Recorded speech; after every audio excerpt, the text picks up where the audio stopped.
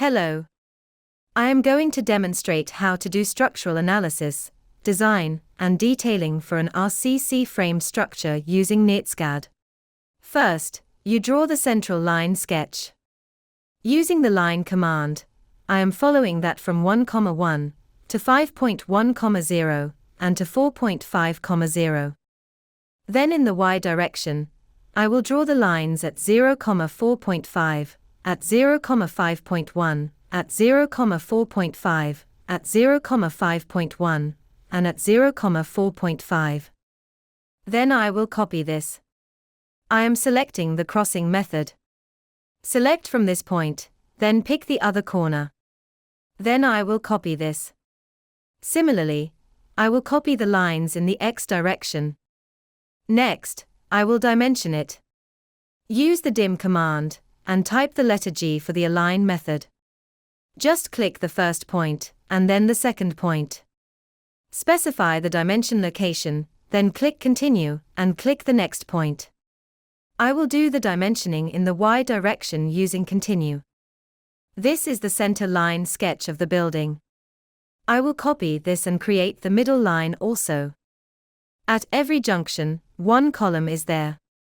I am going to add columns using the structural panel in the CAD Max menu. When you click on the structural panel, the side panel will open. Go to the 3D ortho view. That will be better for inserting columns. First, I will insert a column. If you click on column, the column properties will appear. This is a rectangular column. Select the column size you want to use. I will use size 450 by 230 and pick the point. For the angle of orientation, click on this button and click on the point to which it is oriented, so that is 0 degrees. This building is ground plus 3 floors, so each floor is 3 meters, which means 4 multiplied by 3 is equal to 12 meters. With a basement height of 0.6 and a foundation depth of 2 meters, the top elevation is 14.6. Bottom elevation is 0. Place the column. The column is drawn, and now you will see the column. Now I will copy the column in the x direction, then I will copy in the y direction. Use the copy command, select 3 columns, and copy them in all the column locations. Now let's copy this 3 columns in the y direction. If you right-click and move the mouse, the axis directions will be rotated. Then we will draw the grade beams, that is, the ground level beams. Click on beam. This is a grade beam, so I will name it G-beam. Set the grade beam size to 230 by 450. I will pick the start point at the top of the column, then pick the end point. The start point elevation and end point elevation is 2 meters, which is the ground level. Start point supported is checked, and end point supported is checked for regular beams. Suppose it is a cantilever beam, you can remove either the start support or the end support. If you want to consider soil support, suppose the area is very hard, then soil support will give a reduced load on the grade beams. If you check this, 50% of the load on the grade beam is considered. In our design, we are not considering soil support. I will click Place Beam. The beam is placed now, and you can see it in green color. I will draw the next beam similarly. Now I will copy these beams. I use the copy command and select the last drawn beams. For the base point, select this top point. Then copy it to the other locations by picking the required top points. Similarly, you can draw the grade beams in the y direction. Beams with the same span can be copied together to other required locations. Now all grade beams are drawn. Next, let's draw the walls on the grade beams. For this, I will select the wall tool in the structural panel. I create the walls on the G-wall layer. Pick the start point first. You need not consider any kind of intermediate columns, and pick the endpoint where the wall ends. It should be in a straight line only. Then set the start point elevation, and endpoint elevation to 2 meters. I am going to use the ground floor for parking, so the ground floor wall will be up to the basement level height, or some extra height may be fixed as 1 meter for walls. Now, place the wall. Let's zoom in there to see whether the wall is placed or not. You can verify a blue color line is there, which is the wall. I am going to copy this wall wherever I want. Use the copy command, select last, pick the base point, and copy here. Then I don't want to copy here. I want to copy here, and then copy here. Similarly, I will draw the wall in the Y direction. The color of the wall seems to be different, so I will change the color of the wall to blue using the change command, and select the color as blue. Now all walls are drawn in blue color. I am going to provide a lift and staircase in this portion, so for that I will give separate wall heights for that area only. Pick the start point, and pick the end point. The wall height for this area has to be calculated as the floor height of 3 meters, plus the basement height of 0.6 meters, minus the beam depth of 0.45. So it will be 3.2 meters height. I will place the wall here. The other side walls in that area are drawn similarly. Now all 3.2 meter walls are drawn. In this area, only a 1 meter height needs to be placed. Pick the start point, pick the end point, reduce the height to 1 meter, and place the wall. Similarly, the remaining 1 meter walls are drawn. Now all the grade beams and walls are drawn. Now I will go to Manage Layers. Here we hide the 0 layer, where the centerline and dimensions are drawn. CAD Max Structure Layer is an automatically created layer. If you want, you can delete it. I will hide all layers now and keep only the G-beam layer. Close the menu. You are now seeing only grade beams. Now I want to change this to the beam layer. Use the change command. Select all objects, choose layer, and type beam. The beam layer will be automatically created, and the objects will be transferred. Next, I will copy all of this to create first floor beams. Use the copy command, select all, pick any base point, and specify the next point as the basement height plus floor height, that is, 3.6. Now the first floor beams are created. Then I will change the previously selected grade beams back to the G-beam layer using the change command. Now I can keep the beam and column layers on, and turn the G-beam layer off. This is the first floor, or the ground floor roof level, for which I am going to design slabs. Click on the slab.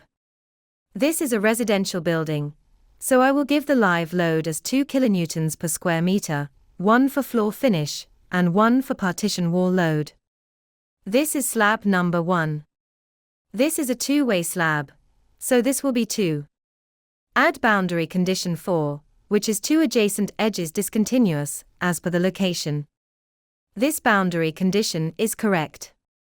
I will pick the corners in an anticlockwise direction from the lower left corner. That is the method to be followed for drawing slabs. Pick corner 2, pick corner 3, then pick corner 4. Set all corners to the same elevation, which will be 5.6. Then click the slab reinforcement button. The slab design parameters form appears. In this, for slab thickness, I use a minimum thickness of 150. If you give a reduced thickness, the software will work out the slab thickness for moment and deflection, and increase the thickness automatically. I will give 150 as the minimum thickness. Then for the main rods, 10 mm diameter with a minimum spacing of 100 mm, and maximum spacing of 150 mm. For long span rods, 8 mm diameter with a minimum spacing of 100, and maximum spacing of 150. I just click Apply for slab. Now, the slab is drawn, but it is not seen. Go to Manager Layer and turn off the beam layer. Now you can see the slab. Now you can copy the slab to wherever you want where the dimensions is the same. Use copy command, select the slab, pick a base point and copy the slab to the locations that are of same dimensions. Now let's create slab number 2. This is also a two-way slab. All sides are equal in the slab. Pick the 4 corners the same way as the previous slab. Keep the same elevation at 5.6 and click on Slab Reinforcement. We adopt the same parameters for this slab, so click on Place Slab. The slab is drawn. Now this can be copied using the copy command. Select the last object and pick the points. The slab is copied. Similarly, slabs 3 and 4 are created.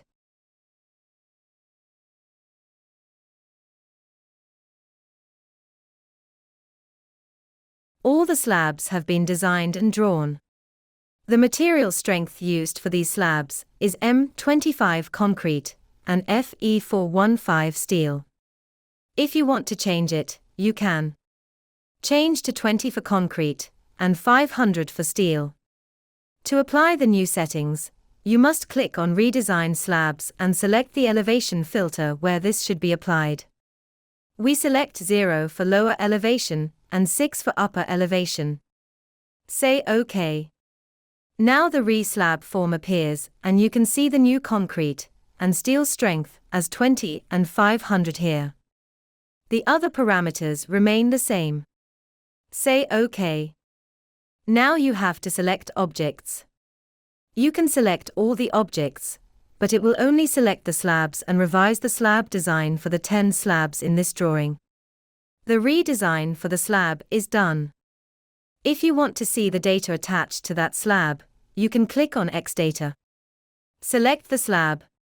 The X data is shown.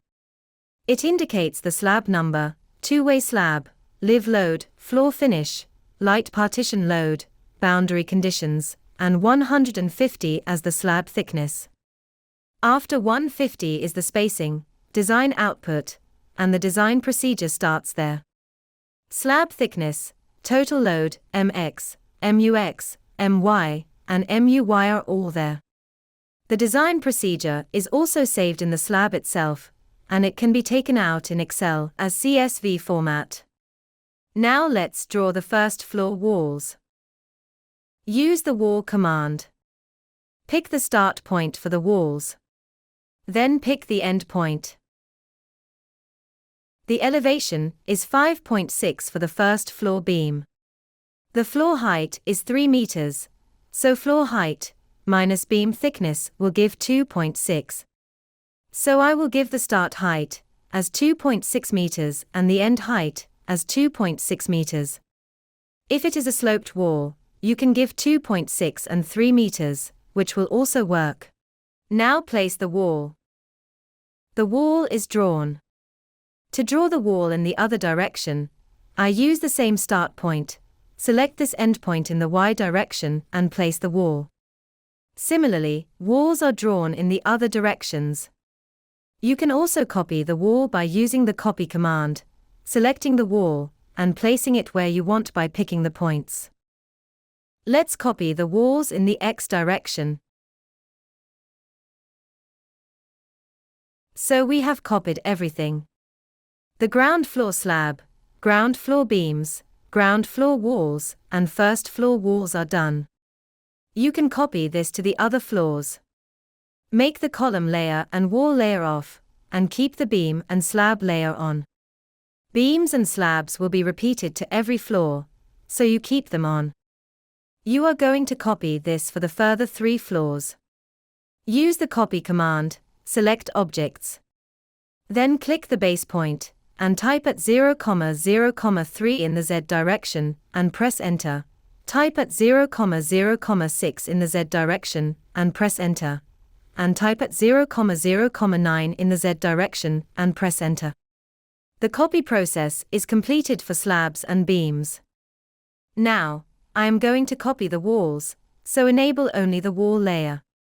Use the copy command, select objects, pick the base point, then type at 0,0,3 and press enter, and type at 0,0,6 and press enter. You see only walls are copied. Turn on the other layers. Now I want to draw the parapet wall. Use the layer P wall. Give the start point, and give the end point. Set both the start point and end point elevation as 14.6. The wall height is 0.9 meters. Place the wall. It is drawn.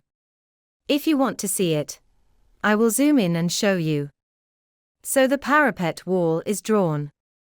We have to draw it in the other directions also. The start point is the same, I am only changing the end point.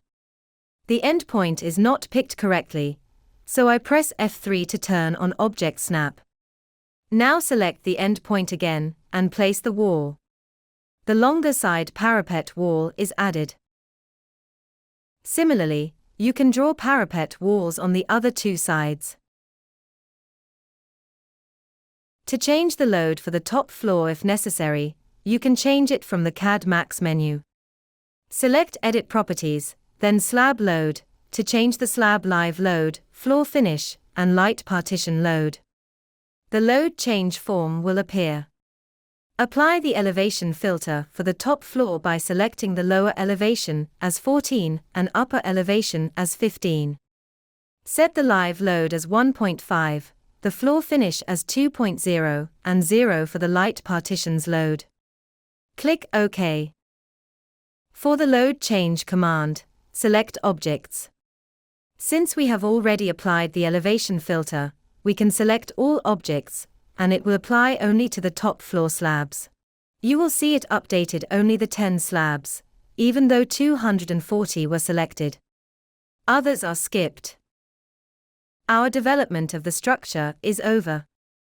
Now we will do analysis and design. We will use the beam load command as the next step.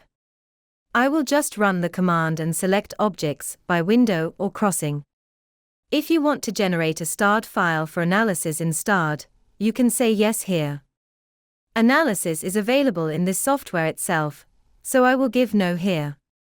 I will show the starred analysis in another video. Now the beam load is completed. After the beam load is completed, you can keep only the beam, G-beam, and column layers on, and turn off other layers, as the wall and slab loads are now transferred to the beams. You can rotate and see it in any direction by right-clicking and moving the mouse. Next, we want to do the analysis.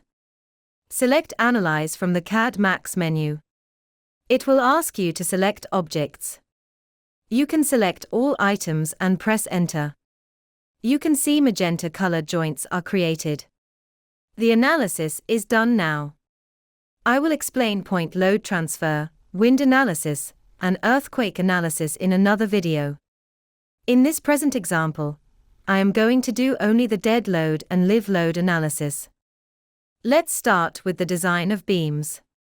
Select Design Beams from the CAD Max menu. The elevation filter form for beam design will appear, where you can select the lower elevation as 0 and upper elevation as 15. Select all the objects. Now the beam design parameters form will appear. I will use a concrete strength of 20, and steel strength of 500, cover to the reinforcement as 25, the minimum diameter of rods as 12, and the diameter of stirrups as 8. Then click Design Beams. Now the design of beams is over. Next is the design of columns. Select Design Columns from the CAD Max menu. Select all the objects and press Enter. Now the design column parameters form will appear. Change concrete strength to 20, steel strength to 500, cover to the bar to 25, main bar diameter to 16, lateral ties diameter to 8, and minimum steel percentage to 0.8. Design for minimum eccentricity, as per IS 456. If you want the additional moment due to the slenderness effect, you can check the last box. I am checking both for this design. Click Design Columns. The column design is completed. Next, we will do the design of footings. Select Design Footings from the CAD Max menu. Select all objects. The footing design parameters form will appear. The safe bearing capacity is selected as 200, the footing type is isolated square footing, concrete strength is 20, steel strength 500, clear cover 40, and minimum diameter 10. Click Design of Footings. The design of footings is completed. You can see all the footings are drawn at the bottom of the columns. Now the analysis and design for this structure is completed. I will save this drawing in my file system. Let me give a file name and save it. Now I will show how to create drawings of reinforcement detailing for footings, columns, beam, and slabs. Go to View menu and click on 2D Top View, and zoom it to view the whole drawing. Go to CAD Max menu and pick Foot Detailing from Detailing sub-menu. Select all objects and press Enter. Pick upper left corner to place schedule of tabulated values. The dimensions of footing and reinforcement details are drawn. The footings are also grouped as F1, F2, F3 according to size of the footings. Zoom the table and see the values. The typical footing template drawing I have already developed and saved in my computer. I will import that drawing using JS-Win command in Draw menu. The template is now inserted. Let me zoom in.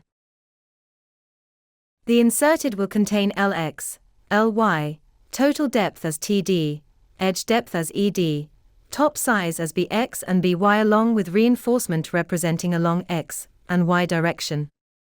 The cross-section of the footing is also shown above the plan drawing with depth and placement of reinforcement along X and Y directions. The details of values of LX, LY, depth, top size and reinforcement dia, and spacing are detailed in table of schedule with grouping as F1, F2. I move the template drawing above the table. I set current layer as foot detailing using Manage Layers. Then draw a rectangle around the table. Now let us zoom all to view the whole drawing. Now I will make the layers foot D and foot detailing off. In the foot layer, I will show the footing grouping details as F1, F2, F3 within the respective footings. Now I am going to do the column detailing. From sub-menu of Detailing select Column Detailing. For select objects select the whole drawing and press Enter. Now prompt appear to pick upper left corner of the schedule of table. Pick a point on the drawing. The table of schedule of column detailed drawing is placed below the pick point. Then zoom it to see the values and cross-section drawing of columns grouped floor-wise and similar columns named as C1, C2, C3 as required. You can see the same C1, C2, C3 names in top view of the drawing also near the respective column locations. The column detailing is drawn in separate layer named Column Detailing. Now I will turn off the layers foot and column detailing to proceed for beam detailing. For beam detailing, grid lines are to be drawn to identify the beams from detailed drawing. From the Detailing sub-menu select Grid Line. For select objects select the whole drawing. Then prompt will appear for grid line option 1 or 2. Select 1 and press Enter. The grid lines are drawn. You will see the A, B, C encircled in X direction and 1, 2, 3 encircled in Y direction. The method of identifying columns intersecting a grid and one grid is A1 column, an intersection of a grid and 2 grid is A2 column. The beam connecting A1 and A2 is beam A1-A2, and beam connecting A1-B1 is beam A1-B1. Now I will draw beam detailing. From Detailing sub-menu select Beam Detailing. The elevation filter box will appear. Edit lower elevation as 0 and upper elevation as 6 to draw grade beams and first floor beams detailing and click OK. For select objects, select only the beams on single line from A1 to C1 and press Enter. Then specify the insertion point to draw detailing. Pick a point on drawing area. You will see the detailed drawing of the beams along A1 to C1 for grade beams and first floor beams drawn neatly. Zoom in the drawing to see the detailed drawing with reinforcement details with curtailment lengths bar diameter, and spacing of stirrups, and cross-section of beam at midspan representing L-beam or T-beam. If some editing requires, you can change the rod details using text edit command as per field requirement.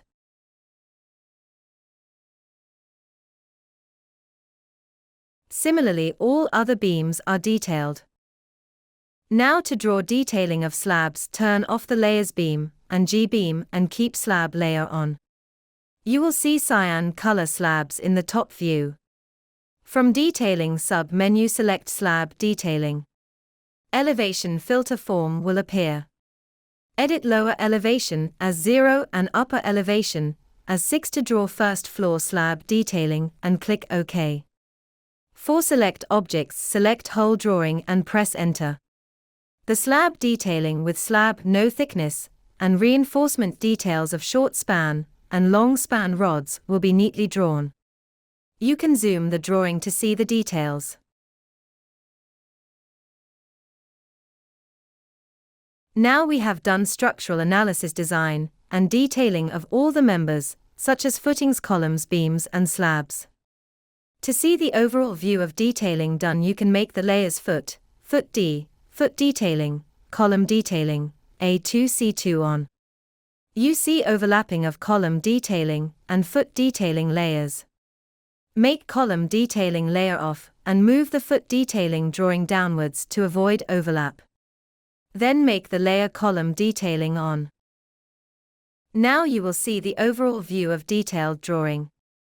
You can take printouts using Print PDF from File menu by making respective layers on and off.